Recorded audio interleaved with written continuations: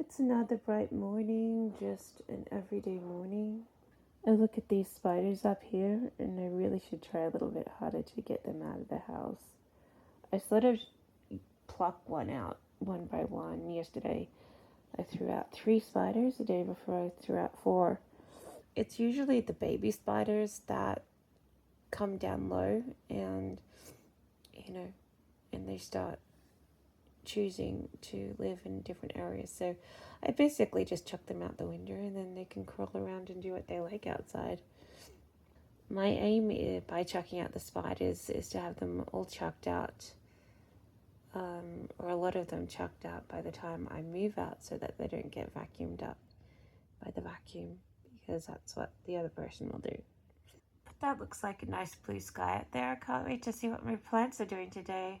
The one that has is a new growth is growing pretty quickly. I'm hoping that it's not a boring passion fruit. I'm hoping that it's something else more exciting. I want it to be one of my dwarf plants. That would bring more excitement than a boring old passion fruit, but it might be a passion fruit. I'm not sure. I can't remember, but from my perspective, when I did some research on what little baby plants look like when they're seedlings, it looks most like a pomegranate plant. And so I thought maybe it's a pomegranate plant, or maybe it's the apple blossom plant.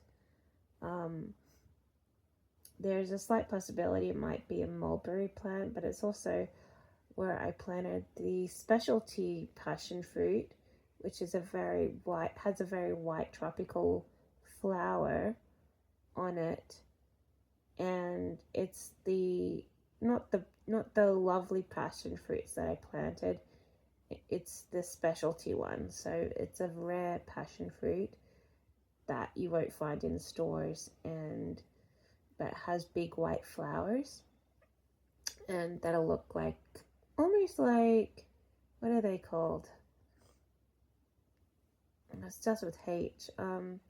Anyway, it's a big white flower with a blue and black inside, and so there's a specialty passion fruit that might be a bit different from other passion fruits. And then I planted the other passion fruit seeds in the other container that had the passion fruit seeds that are the Panama passion fruit, and they should be very good, but they didn't come up. I haven't successfully grown them so far.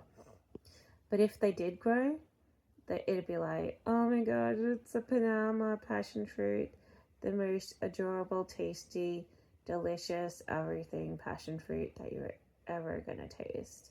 And I paid $10 a packet for a bunch of seeds. So basically they better be good, but I'm finding them hard to grow. Even the ones that I sort of like thought I had grown to seedlings haven't come up, and I'm like, yeah, they're just taking their time, and I'm like, I don't know what the passion fruits are doing, but I'm hoping that the plant is a different plant. I'm hoping it's the mulberry or the dwarf persimmon, but I don't know. I'm feeling it's worthy. I put some passion fruit seeds. It might be passion fruit. I tend to wake up and waste my time. This morning I was checking out my emails, and it took me 20 minutes to look at the job recommendations that I was emailed during the night, and then I took another 10 minutes doing a record video sample for a prospective employer who's interested in hiring me. So I've been on the phone for like 40 minutes looking at job ads, applying for jobs, and applying to employees that have contacted me. It's not a bad waste of time. It's like something that I have to do but at the moment I have 2 prospective employers. No, 3. And I applied for some good jobs today. And that should be all I'm applying for, because I applied for like 30 jobs this week. I'm trying my best to get a job, but I'm probably going to be like looked post for the good jobs, so, the crummy $35 an hour job that I replied to is probably my highest prospect. And then you get, $15 commission every time you book something. So it's like that casual job might have to be my job, my next job. Look at all the spots on here. I have to clean all these plants. I should wipe up the leaves and trim them a little. I've got like brown leaves near, where is it? Brown leaves down near the bottom somewhere. There it is. That could be trimmed off. I have a feeling that plant's soaking in water. I might take it out of the pot plant and check. It could use with some banana. I might have a banana milkshake and soak the banana pits and make some banana tea.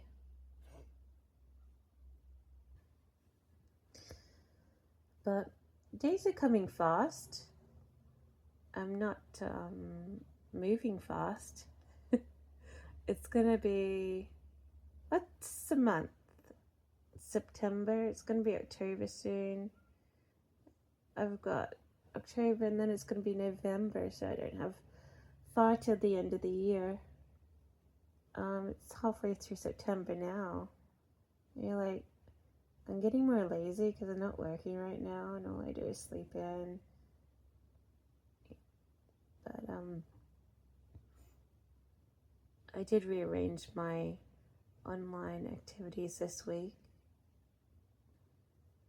But I haven't opened the study books, and it's like the second week into my course and I haven't even looked at the first week, and I'm like, I actually think it's a third week, but the first week is never a study week and the second week is your first study week. And I'm like, I haven't done anything to do with study, and once again, I have no eagerness to it, but I've been tripping through my courses for, since the beginning of the year. My mind is directed towards a lot of personal worries and stress, and which is why the end of the year is so important to me, because I'm going to be like going to the city and maybe meeting an argument. And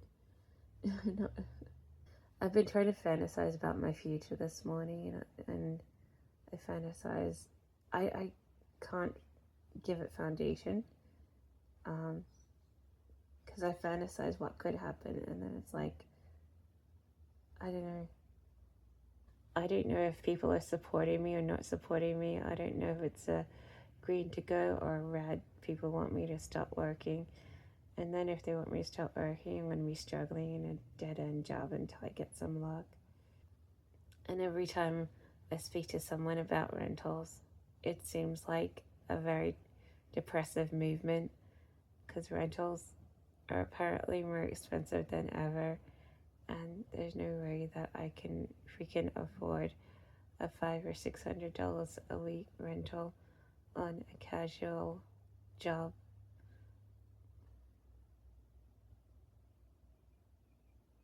And so I'm like, I don't even know if it's even worth working. I don't understand how I could afford the prices that people say